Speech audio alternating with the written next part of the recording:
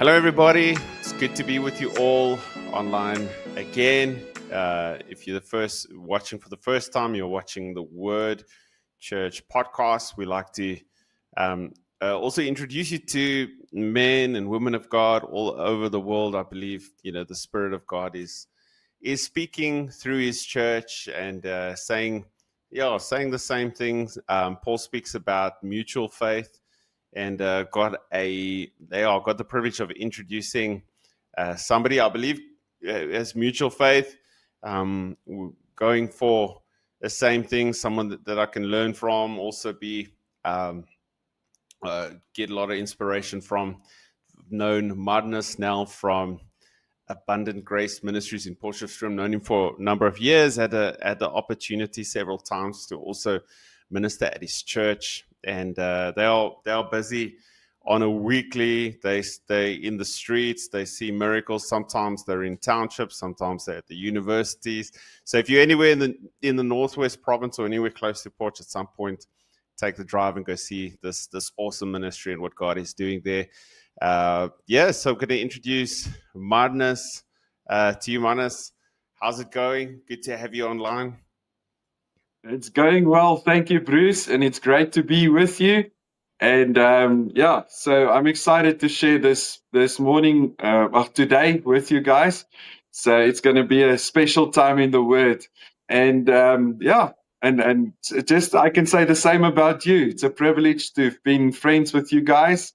And same thing, we believe that your hearts and our hearts for the gospel are the same, and we want to go for it and reach as many people as possible. So, great to have friends like you and to be able to be with you on this podcast. Amen. So just thought we'd throw some big interesting answers. Now, I don't know when whoever the guys are listening, maybe you're listening to it for the first time, or maybe it's 2 years later. But it's the year 2025, and this year when we started 25. The Lord really put on my heart that it's a year of favor of the Lord, and really cool that Marnus, when you guys gave the word, you all said the same word, that it's the year of favor, and if you listen to it now, it's still the year of favor, amen, and that's always now time in Christ. You'll experience the favor of the Lord. It doesn't stop on December 31st, but there's something about that word. So, Marnus, obviously December is an interesting time, and I believe it's a great time to just reflect, to listen, to hear what's on God's heart, to look back and to see how observe the year or observe how we're doing things. Is a great time to become quiet and spend a lot of time with the Lord. And just, I like to think of everything as like a tactical retreat and just to go in and to see, hey, Lord, what are you doing? What are you saying? And then, just approach it, go in again and just go in with just with a word from God. And so I just want to ask you, not that it's anything specific to do with this year or the year coming, but what do you think is what's on God's heart? Or what do you feel in your heart that's really being emphasized in this time? What's burning in your heart? What do you think he's emphasizing in this time to the church? Bruce, I think this year, actually during the last few months, again, just the faith, to have faith in God, just that simple truth where Jesus said, only believe. And he emphasized it so much. He said it so many times, and it just jumps out of the pages of the Bible, if I can say it like that. Because I believe that faith that we need to have and grow in is really the answer. I remember R.W. Shambach used to say it. He said like this when he said it when his program started on TV. He had it the saying, "You don't have any trouble. All you need is faith in God." And when he said that, I thought, you don't know my troubles and you don't know what I'm going through. But lately I realized it is the truth. We don't have any trouble. All we need is faith in God. And that faith in God is really the answer. Hebrews 11 says it, without faith, it is impossible to please Him. So faith pleases God. It is the way we receive. It is not that He's not pleased with us because He loves us. We are His children.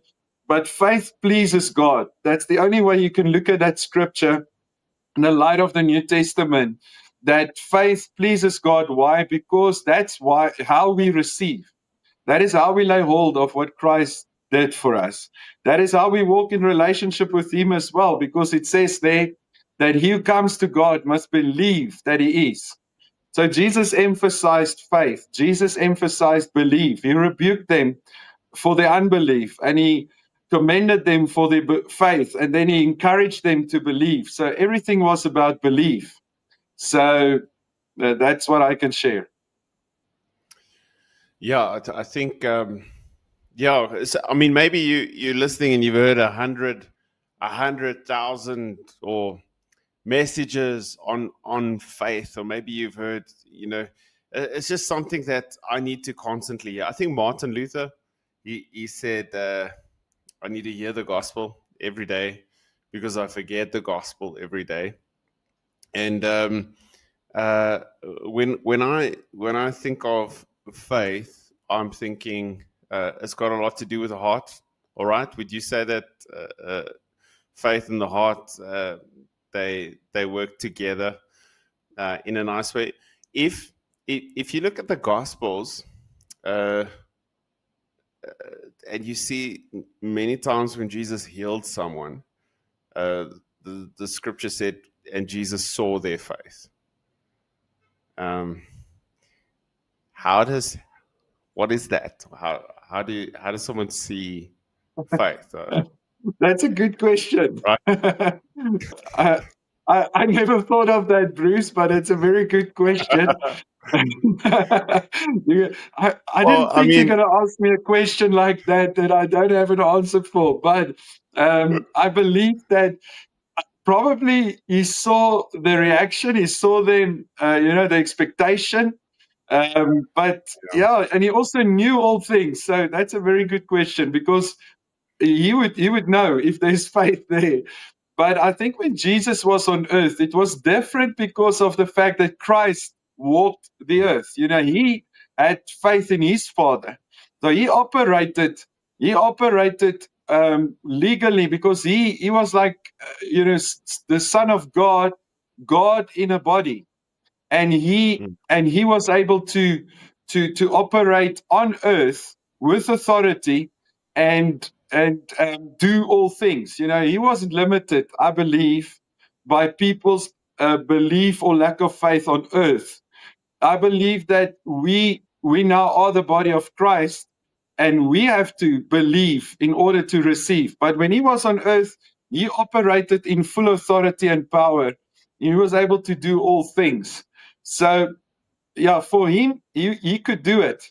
He could do it without the faith of the people when He was on earth. He recommended people for their faith. He taught them on faith. He rebuked them for their unbelief, etc. But still, he healed them, even those who didn't believe. Even Lazarus was raised from the dead without his faith. So, but Jesus had faith in His Father. Someone on earth with a body that is legally here, because God said in the beginning, man shall rule. Someone have to have faith in God in order for what is already true in heaven to come to the earth. To be received. So it's the means to receive. There's no other way to receive. It's not God not doing. It's not God holding anything back. It is the means to receive. It's the way we receive today. Yeah. I do think, I think it's very interesting. Like Hebrews 11:1, a famous faith scripture. It says, now faith is the substance of things hoped for, is the evidence of things not yet seen. I think Amplified might put it that way. Now, faith is substance. If I have the microphone over here, everybody can see. Like, I can tell you about the substance of this microphone is plastic, and I might have a concept of a microphone. If I was to design something, I would design the microphone and have it, look like something. But somehow, when I take the substance of, and I put the substance together, there's something that is visible now, and that the microphone is there. So often I think there's so much stuff that is invisible, and there's so much things that we can't. We have to bring it into a kind of reality, and that verse actually says, well faith puts the substance to those things, and faith brings those things into reality. I think, I can just testify from my own life. There's many things that I've wanted to see. There's many things that I've wanted, and then I don't see it. But I can tell you of moments where I've experienced, like, I think it was Paul who spoke about the spirit of faith, and then boom, something from an invisible place, like, manifests, and we're able to see it in reality, whether that be miracles, signs, wonders. Sometimes it's just peace. Sometimes it's you're walking in a level of authority. But I'm going to ask you another question, Madness. How do I know? How does somebody, somebody listening here, how do they know that they're living in faith? Or how do you encourage someone who doesn't even know what faith is, maybe knows belief? How do we know that we're walking in faith? Yes, I believe the Bible says in Romans 10 verse 17 that faith comes by hearing. So there's a persuasion. I believe faith is a persuasion. It's your heart convinced of the truth. And God is alive. Jesus is alive. He's revealing himself. So it's a relationship also. And so in that place of relationship, when you get to know him, you approach him by faith. You know that he is. But he comes and he reveals himself through his word to you. And that is the real faith, Bible faith that I talk about, that comes from God. That is the persuasion. There's also the part that we can talk about. There's already a measure of faith inside of every person. But we talk about not just that faith, almost potential, but the faith that you walk in, that you live in, that's causing what is already true in heaven to manifest on earth. So yes, faith is the substance of the thing we hope for. I like to say it like this: for you to have the thing, God is no longer he is the substance that brought the thing, but it's not the substance of you having the thing. So it's not God holding back. And I can say for people that we must constantly grow in our faith and make sure that we hear the word, that our hearts get so persuaded that the real fruit of it just manifests, that we walk in faith where we are just convinced, because we are so in the word of God and hearing the word of God that our hearts get persuaded. That is in good times and bad times. That is when you go through difficult things. That is when things are easy. We must make sure that we hear the word to the point where the word will do the work in us almost. And that's the persuasion that I'm talking about. So I don't measure my faith. For instance, I just acted on it. It's like a gun that is already loaded, but I just pull the trigger. And if there's no bullets coming out, I just go back to the word and get the bullets back in and then pull the trigger again, until there's results. So for me, you walk in faith when the results have been manifested. Yeah. So it doesn't mean, you're not in faith or maybe growing in a persuasion where that result will still come. But the best way I know is like I look back and I see, oh, the blind saw, I had faith. And so, oh, this happened, I had faith. So, in accordance with the word of God. So, and then you learn from that. You learn from the fact that those times that you have seen those amazing miracles, I can almost say, I can guarantee you it was many times that you didn't feel all that faith, or you didn't feel so believing, but it just happened, or you just said something and you didn't really think it's going to manifest, but it did. And so faith is different than what we think logically. We try and explain it, but it's different. You see results when you least almost you expect it, but you don't expect it, if I can say that. There's one example, a lady that was blind in Botswana that I prayed for with her one eye that was blind. And she waited for me. I was there during the day praying for many people. And then on the way to the service, this lady was standing there and I was really irritated. I said, you must go to the church. We are here to preach. We've prayed the whole day for people, and now you come here, and tonight we have a service. So I was really irritated in a way to not how can I say it? Not that I'm proud of it, but I was frustrated with the people that, they come for prayer, but tonight we have a service. So I said to her, go to the church. She says she can't go tonight because she gave her reason. So I put my hand on her eye. I said, ag Here, maak net die blinde oog oop. Lord, just open this blind eye in Jesus' name. Amen. I took my hand away and she shouted, I can see. And they jumped and they hugged each other and they were crying. So that is faith. That is that persuasion that when you act upon it, it's not emotions. It's not emotional. It's an act. It's a pure act, or you speak a word out of what is your conviction, out of your heart's conviction. I hope this helps, but you must maybe ask another question, then I can clarify it a bit. No, that's I think that's awesome. I think sometimes we need to define. It's hard. I think we can get a bit technical, too technical. Normally that doesn't help. But do you think there's a difference between belief and faith? How would you, and especially for somebody who hasn't experienced the infilling of the Spirit, or how would you define, if there is a difference, how would you define it, or how would you explain faith and belief? Yeah. So again, like you say, I like to keep it simple.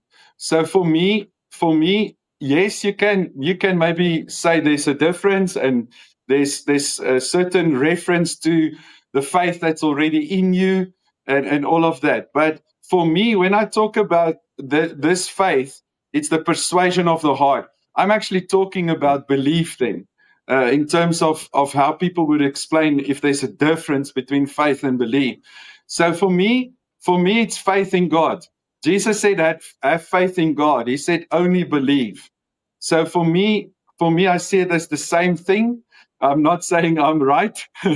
I'm just saying that's the way I live, that faith is faith, and I can have faith in God. There's a place where I must have faith in God. It's not just the faith of God, or the faith that I have inside of me. It is faith that needs to become visible. It's an act. It's a word. I speak about an act, but the Bible actually refers more to faith speaks.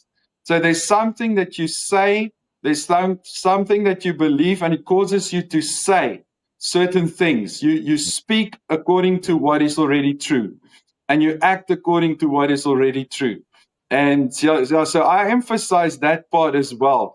It's the pulling of the trigger. So if I can put the way I see faith is that it comes by hearing. That's most important. So if you want more faith comes by hearing. All right. So you constantly hear, then you look for an opportunity to act and speak what you believe. So, and living that life constantly is you constantly pulling that trigger. I say what God says. I act upon His word. I say what God says. I act upon His word. I constantly hear what God says because that brings the persuasion. That puts the bullets in the gun, if you can put it like that. That makes that like it's not just an empty noise.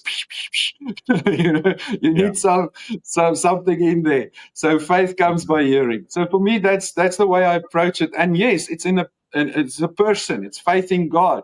It's not faith in your faith or faith in this or it's faith in God and being persuaded of who God is, what He has done, and your inheritance, what He already accomplished for you.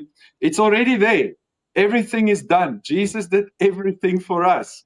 So if I can have faith, I can just live in that reality now. You know, Manus, have you ever been in a place where, I like how you say like fully persuaded, but I think you've already given an example of what happened in Botswana. You're frustrated with the lady, you're angry or whatever, and then you still put your hands on them and then they get healed. Have you, can you be a little uncertain and still have faith? Can you, you know what if you hear what I'm trying to say? I think you believe. I think you are uncertain, but you deep down you believe. Yeah. So I mean, if I put the picture together, I mean, you're frustrated and still you put your hands on the person. That's faith, right? That's not. It can be in the presence of frustration. It can be in the presence of, but you still put your hand on them, and by that act or just by that's faith. And then you see the miracle. Yes, that's why you cannot go wrong by just saying what God says and acting upon His word. You just live that way. You live not by your five senses. You have them, but you don't live by them. You live by what the word of God says because it's forever true. So I've been challenged actually for a few years now on faith again and listening to some of the faith teachings of the past, Kenneth Hagin and people that God used to teach the church on faith. And we've come almost to a place where we looked like it was something in the past, like it's a move of the past. But God is saying, you've missed the whole, if it was a move of the past, you've missed it. It's a move today. It's something that God wants to do today. And so He brought me back to those teachings and what I've listened to Prophet Kobus, how he used to speak about saying what God says, speaking the word. There's no graduation from that. And it's also not in competition with a personal relationship with Christ. It's not something separate. It is the way we relate to God. It's the way we live. Even approaching Jesus, we do it by faith. We have a relationship with Jesus by faith. He who comes to God must believe that He is. So faith is really the way to connect to Jesus and all of what is in Him already, our inheritance. And from there, we draw it into our lives today. We bring it into the visible. We bring it into this life. And I'm not perfectly there. And so no one I've met are perfectly there in terms of faith and that conviction. But we must grow in it. And we must pursue Jesus to the point where that faith in our hearts grow. That we are willing to say, listen, there's more room for me to hear and believe. Because when I believe, all things are possible. For him that believe. Nothing is impossible for God, but all things are possible for him that believe. For me, for you. So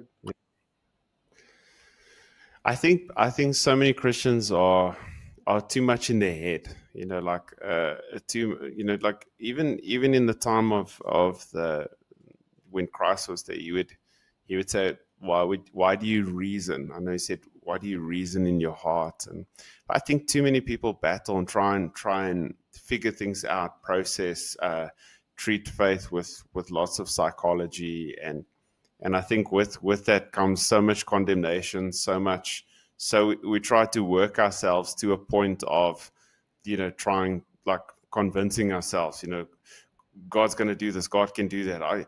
I can do this. But I think the way the word puts it is faith comes by hearing the word. It's almost like once I've just let go of all the reasoning, once I've just when you look and you hear the word of God, like faith almost happens automatically. It doesn't.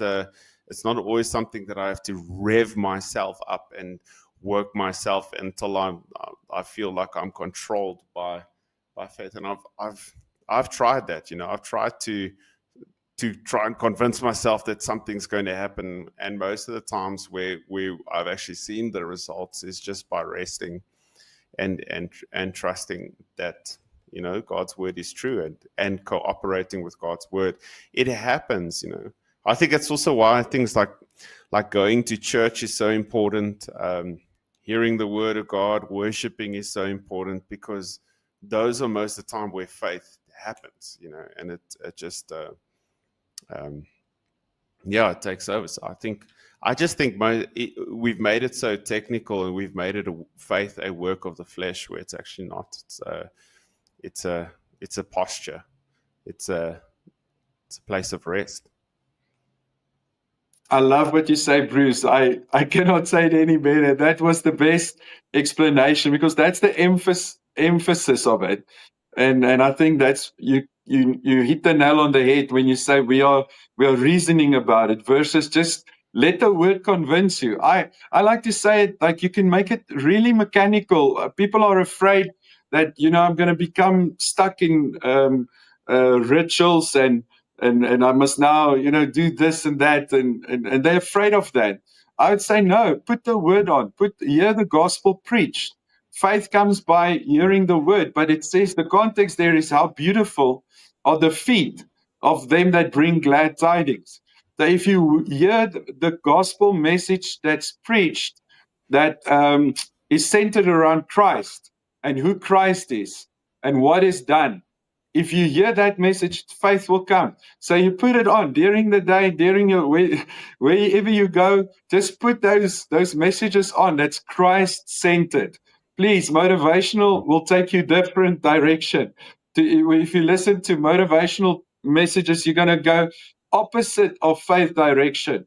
The gospel brings faith. So you must make sure that you listen to preachers that preach Christ, preach the cross, preach what Jesus did for us and who you are because of it. Just the emphasis on Jesus. And then faith comes. And then also mechanically step out and purposefully say what God says. You don't feel like it. You don't think like, oh, yeah, I'm convinced. Just pull that trigger. You'll be amazed. Like I said a blind lady saw when I just pulled the trigger of putting my hand on the eye. It's all that I did. But because of the word that's been growing in me and just before that, I prayed for many that were healed. So I was operating in that faith and just put my hand and boom, the eye opened, and it's almost so easy. Yeah. And then other times I felt like I tried and I trusted and I wanted to believe and it didn't happen. Right. So, and then other times it was just boom, like that. Yeah. Yeah. This is a nice angle to this is when you begin to understand authority. Authority is not like I am powerful. Authority just means rank. You have a rank. And when Jesus and the centurion spoke, now this guy, remember, Jesus credited this guy, said, "I've not seen so much faith in all of Israel as what this guy has." And he somehow understood rank and authority. He didn't treat Jesus like Jesus had magic powers, and that if he understood Christ in the context of who he is and what he represents. So Jesus still comes to him and says, "No, I'll come to your house." And the centurion says, "No, just speak the word, because I'm also a man under authority, and I tell people to do this and they do that, and I also know how to take an order." So somehow this centurion understood a concept about faith that all of Israel hadn't snapped yet, and it was just in the context of rank and authority. And somehow, just by Christ speaking the word, and that centurion understand that this man, what he represents, if he says it, it's got to take place. And that boy was healed. So when I was in Spirit Word, when we were serving under Prophet Kobus, for those who don't know, he was an incredible man of God. I remember one time we were doing a healing service, one of those miracle services, and there was thousands of people all around that would come to these services. And right in the middle of his sermon, Kobus pointed to the right of the church, and he pointed to a woman in the wheelchair. And as he pointed to her, he said, who of our staff is close by? And I was close by, so I waved. And he said, Bruce, tell that woman to get out of the wheelchair. And now we're on live television, and all the people are looking. And so I realized, goodness, so as I'm going to this woman, I'm trying to convince myself, I'm trying to get to the point of what that I believe, because this woman's got to walk, and this is my moment. And just as I'm about to tell this woman, the thought comes to me, Bruce, are you doing what he said? Or are you trying to just do what he said? The Kobus just said, tell the woman to get up and walk. And the moment that I just didn't make it so complicated, I put my hands on her hands. I said, come lady, let's walk. Boom, there she goes walking. And it's almost like it had nothing to do with me. It had nothing to do with my, the psychology of faith, or the, whatever term people want to put it. It was a simple of, wait, this man spoke a word that was, I believe, from the Spirit. All I need to do is just understand the authority of that word and just do what the word said. And then it was simple. And that, to the point that I can't say I made that woman walk.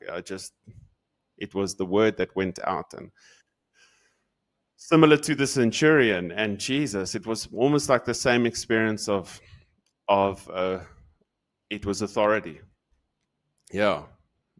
Bruce, what you just said now and your previous statement, those two things, I'm so happy we have it on this broadcast, because it was powerful. And I think it really brings the difference between trying to believe and believe. I like to say trying to believe is really the opposite of believe. Wow. So we're not talking about a mental assent or trying to have faith. The more we try and believe, the less we actually believe. So we need to get convinced, persuaded by the word, but it's not convincing ourselves in the mind. It's the Holy Spirit in the word. It's not just a book that we memorize. It's a living word, and God speaks. And he gives us faith, and then it comes out the moment you just do the two things. I mean, it's so easy. Just act and mainly speak. The acting is even a very small part. If you look at the Bible, the main thing is just say what God says. Just say it, and it's perfect. The example of you and Prophet Kobus there. He just said, just tell the woman, what did he say? But anyway, the word came out. You just did it. When you just stopped reasoning, you just said, okay, and you did it, it happened. That is, I believe, that's faith. That is acting and doing and speaking according to what is already true. We can live a life of faith. It's not that we are hypocrites when we say what God says. Sometimes we feel like a hypocrite because our reality is many times far removed from what we actually believe, and then we must speak what we believe, and then we feel like a hypocrite. Now, I would say we're not hypocritical when we actually say what God says. We are hypocritical when we say stuff that we are not. We are already in Christ, all of what the word says. So when we speak that, we're not hypocrites. We are saying what God says about us, and about everything else. So we can really live by the word. We can live by the word. It's like the Israelites in the desert. the manna came. Every day it was there. They picked it up. They lived by it. They were fed. Those birds and stuff. What is it? The quartels? I Yeah. can't remember what Quails. it is in The English. quails. Quails. That's the word.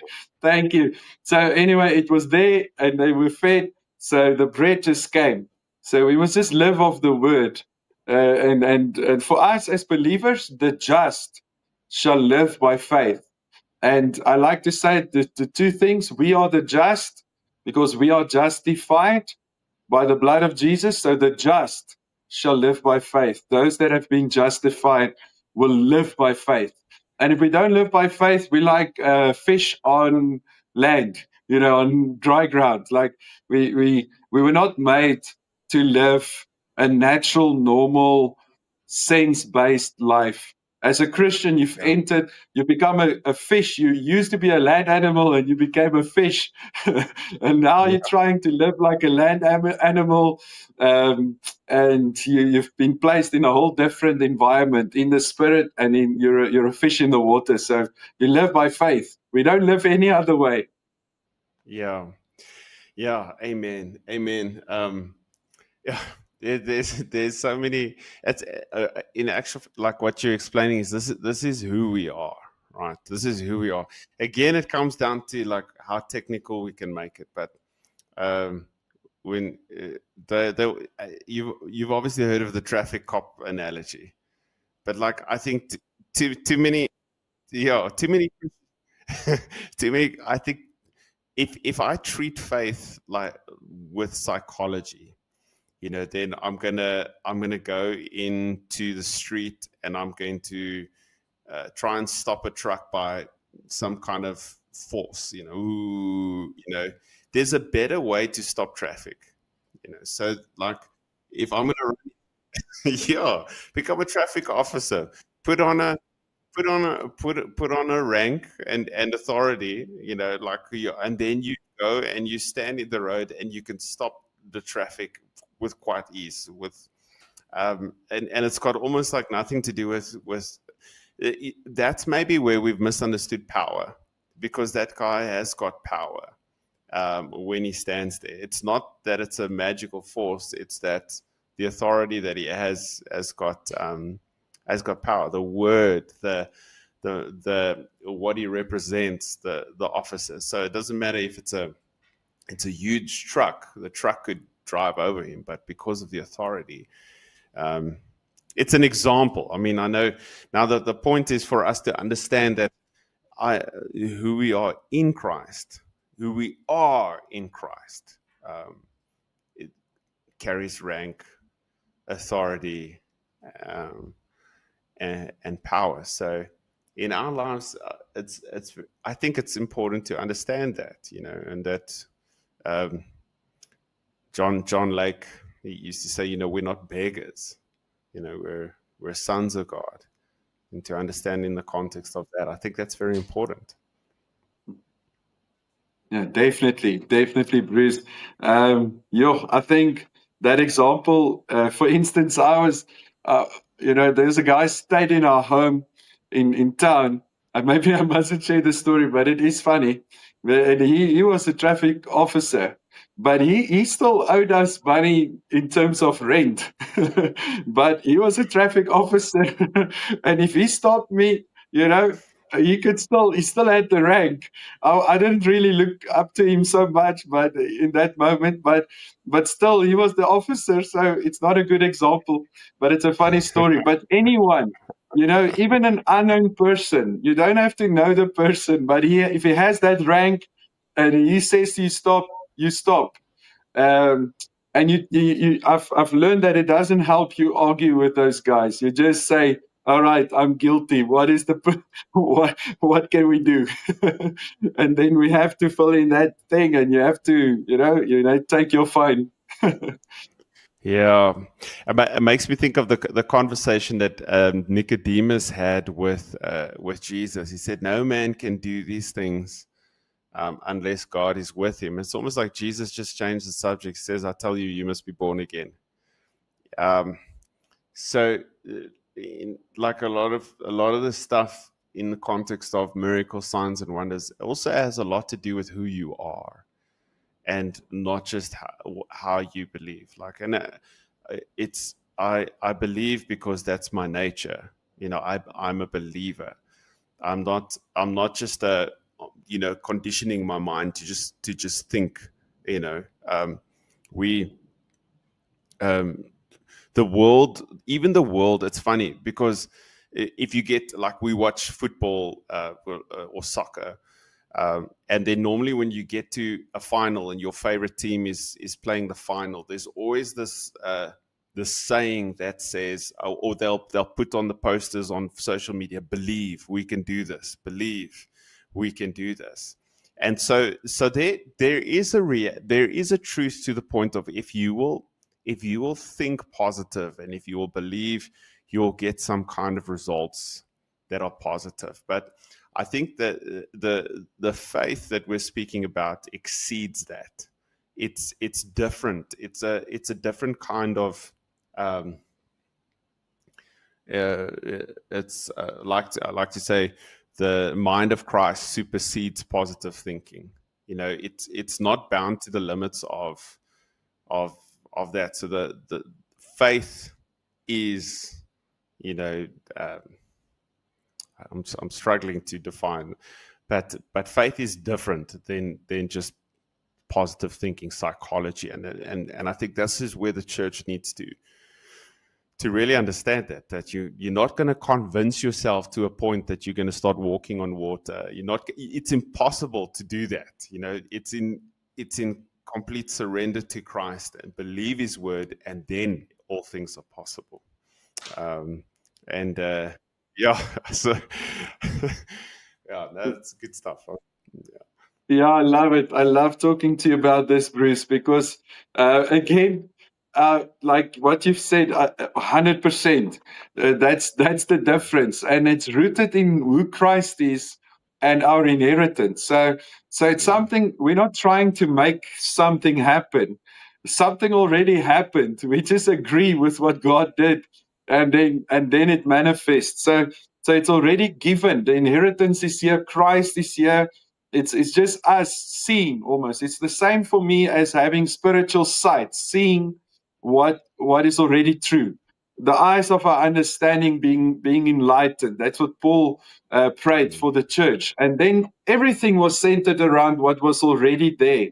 The power of His resurrection, our inheritance in the saints, with the saints. And so the inheritance, the power in the resurrection, knowing Christ, it's all things that our eyes just need to open for as believers. Now, I'm not saying it's just this opening of the eyes, like some people have it for all people.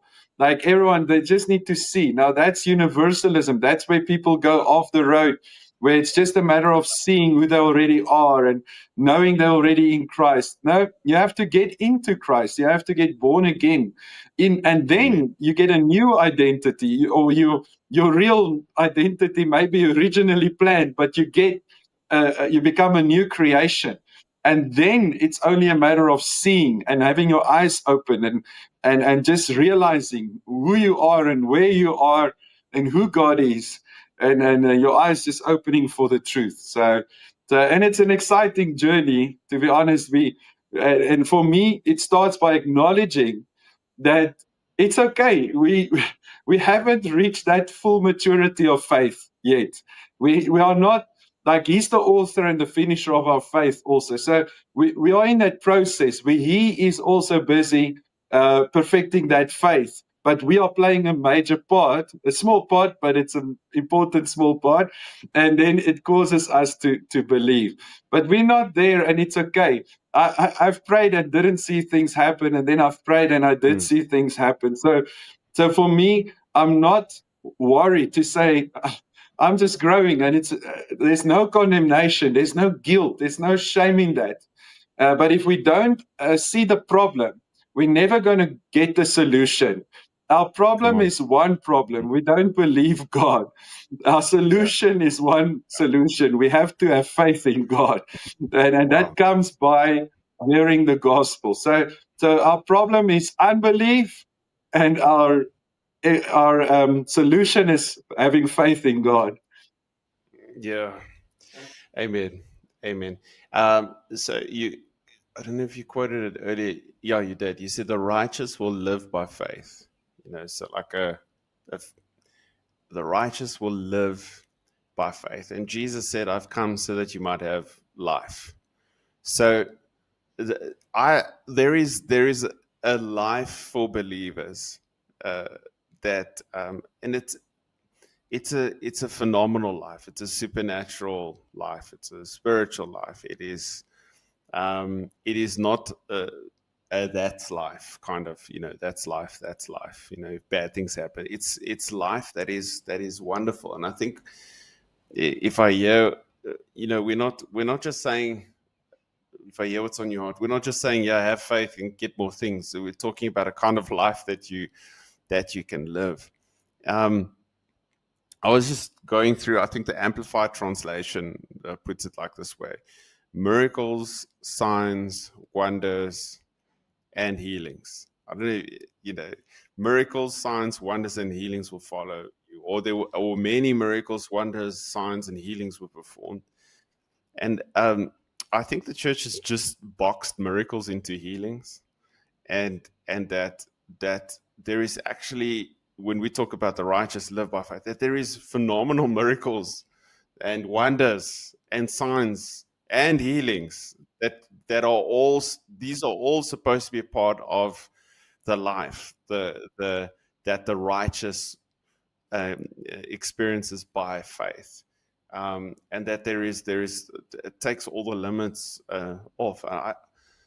Like if we read the scriptures, I mean, you spoke about the quails and all of that in the Old Testament, provision, miracles of provision, if you crazy things that for maybe make no sense, about the water turning into wine.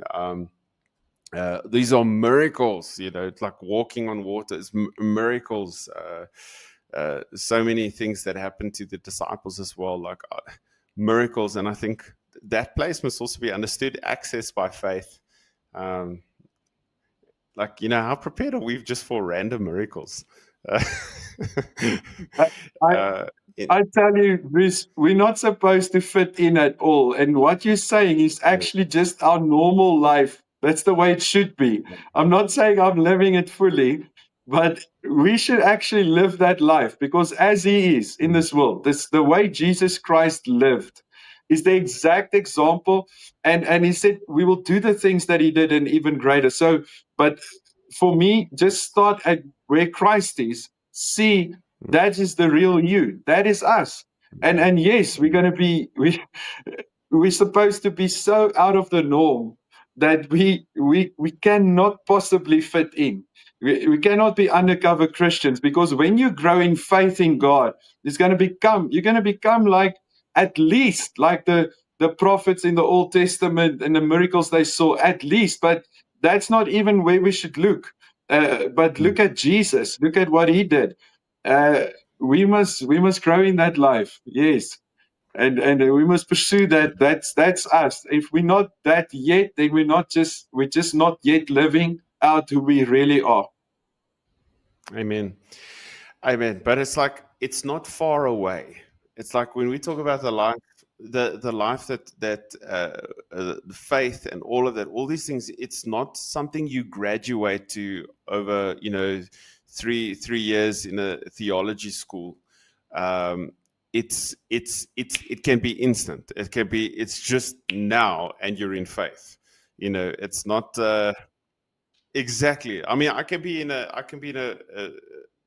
terrible state of mind right now. I could be feeling sorry for myself and considering all the bad things that have happened, and I don't feel like praying. I don't feel like, and faith can come, and I can change in a moment. I think we've given a good, like, hear the word of God, worship, and it's like you've never left faith. It's just there. Wow, again. For somebody listening, is there anything more what would you say to someone who doesn't have the confidence to step out, or to, like, who just struggles to move themselves? What would you say? How do you encourage somebody who's battling with this concept? What would you tell someone? It's a very good question again. I think the main thing is just to do it in spite of what you feel. So we don't live by what we feel. So just to mention something here, I wonder, it was you. Yes, it was you when you spoke about Peter and Jesus, Peter walking on the water. And you preached it here at our service, at Abundant Grace. And you talked about how we would counsel, and how we would try to encourage Peter, the waves are so big and all of that. And Jesus said, why did you doubt? Yeah. Why did you doubt? So I want to encourage people that if you are a Christian, you've changed environments, you are in Christ now. You must be able to hear an encouragement like this. Just go and do it in spite, or no matter what the results is. Do what God says. If His word says speak the word. Say what God says. Lay hands on the sick. Just do it. It's not a matter of if it's happening or not. You should do it. You should lay hands on the sick. You should say what God says. And just do that and live that life. It's the same as when you pray in tongues. You don't always feel like doing that. But we have seen now, later on, we've seen the power of it. But at first, you just have to do it, and you have to do it. So you don't feel like praying in tongues. Just do it. You don't feel like hearing the word. Just hear it. You don't feel like saying what God says. Just say it. And then you will start feeling the difference. And then you'll be encouraged by that. But if circumstances of life comes again, you'll forget how you felt when you lived in basic faith and trust. So to live with faith in God is the best. I would encourage people, go and do it. Go and do it. Don't go by what you feel. Lay hands, speak, say what God says. I love John Lake also said that he found that it was easier for him to act his way into believing than to believe his way into acting. And so what he found is after he had done it, it automatically, his heart was adjusted into faith. So people would experience this in tithes and offerings, for example. There are so many people who struggle to give because they just don't believe, that they don't know how the money is going to come in or whatever. And then there are people that are just giving on a monthly or on a daily, and you hear them speak of all these, how God is providing wonderfully. And when you're in it, it's almost like people struggling with tithing. I know we're completely off of it sounds like we're off of the thing, but a lot of these are a lot of people are doing these things out of a revelation in faith, and people are trying to figure things out theologically,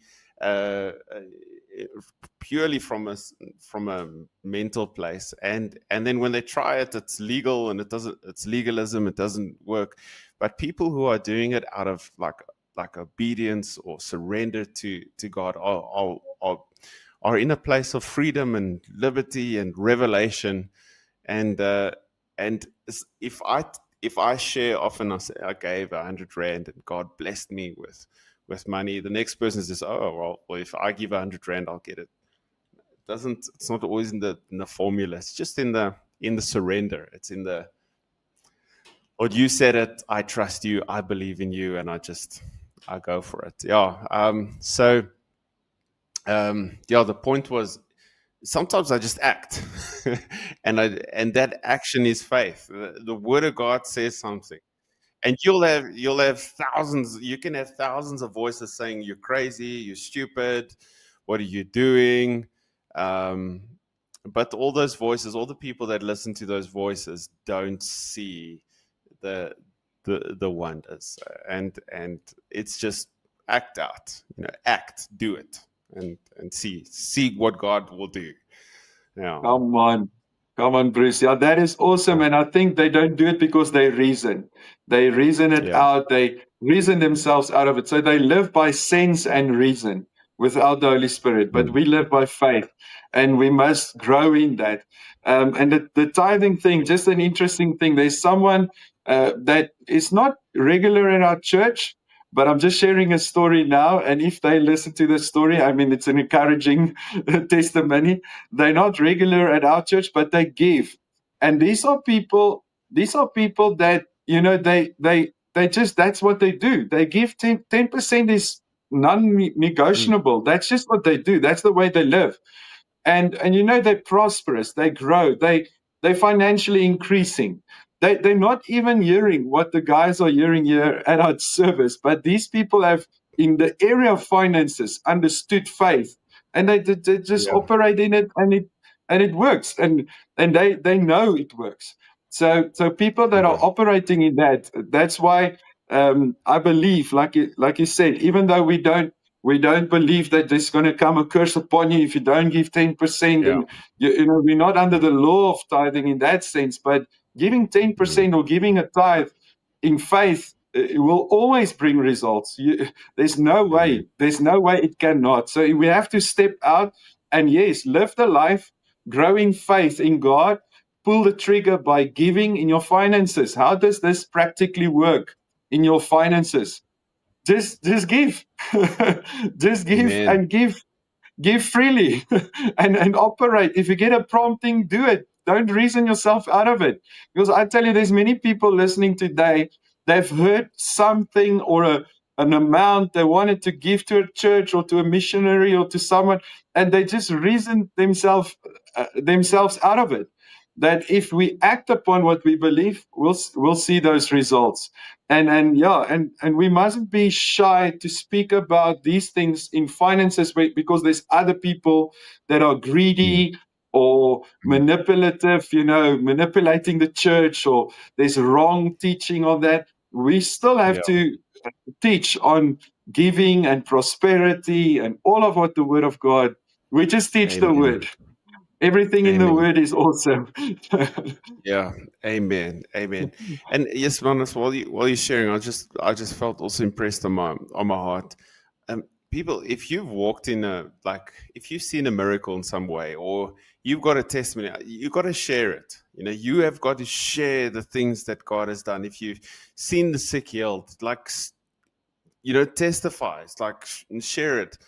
In my own life, I can't tell you the amount of times hearing somebody else's testimony, how it gave me faith, boldness, confidence to just to break some limitations that I've set for myself, and for I would see breakthroughs in a certain area, and I know it sounds technical, but I would see breakthroughs in a certain area. But often when I surround myself with people who have seen breakthroughs in different areas, oh wow, oh God could do that, you know, and or I can do that. And that's where I think, you know, in finances, in health, in life, and there's actually no limit. And if we actually really begin to listen to see what God is doing, and that's why I think it's so important just to share things, you know. Hey, so if you're watching and you've got a testimony, just type it out, or tell us what God has done in your life, or it'll be really good to see and good to hear that and share it with people. Amen. All right, Manus, anything else in closing that you would like, any last thoughts or anything that you would like to add? There's nothing I can add. I think we covered it the best we can in a morning session, but no, there's always more to say, Bruce. But one thing I can encourage people to do is, in this time, just put your attention on Jesus and His Word. It's as simple as that. Put your attention on Jesus and His Word, and then remember to I know that I want to use the word mechanically because people think it's a negative thing. I say just mechanically, just say, keep on saying what God says. Just change your words even today. Just say, listen, instead of saying our situation is like this financially and stuff, you speak about the reality. Maybe you need to tell your wife or someone about your situation. You tell them, and then you say, but you and I know God will come through for us. You and I know that there's already provision, and He provided on that cross, and we are prosperous, and we will see God's hand, and we will see a miracle. And then you just speak, just say what God says. That's my encouragement for everyone.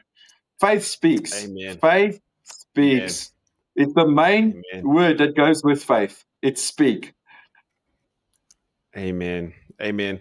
I take I play guitar, and then we've got this on the stage. You get like a pedal, a distortion pedal or an effects pedal, and so the signal goes from my guitar, and then if I hit the pedal, it goes through the distortion, and then people can hear the distortion, noise or whatever. But there's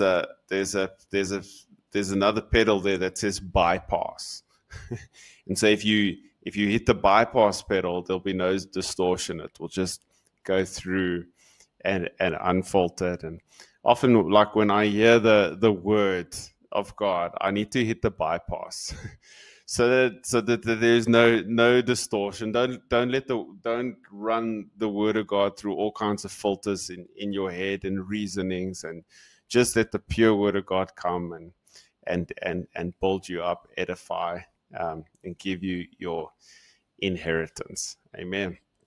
Manus, so if you're watching, guys, please go and go check out Abundant Grace Ministries, YouTube, and all the other social media platforms, Facebook. Go follow Manus now on, I think there's some on Facebook and other platforms. His wife Clarissa, his kids pastoring a church there in Potchefstroom. Go visit them. Go see what's happening there. Go be part of what God is doing there.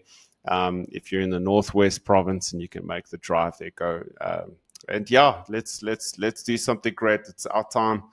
Revival is now. God is doing something all over the world. Let's be a part of what God is doing. Thank you so much, Manus. It's been a privilege to have you on the podcast. And yeah, looking forward to seeing you soon. Sometime probably in 2026. Hope you get to. Yeah, Bruce, we must get to the waters or to the river and catch some fish and yes. Sorry. I think that sounds great. That sounds great, Bruce. So we'll see each other, and thank you for the opportunity to be with you guys and to be able to share here on this podcast. Thank you, Bruce. See you early next year. You must remember there's a date we need to talk about. You need to come to Abundant Grace. 100%. Looking forward to it. I said it now on the podcast. So. All right. I'll be there. All right. Be blessed.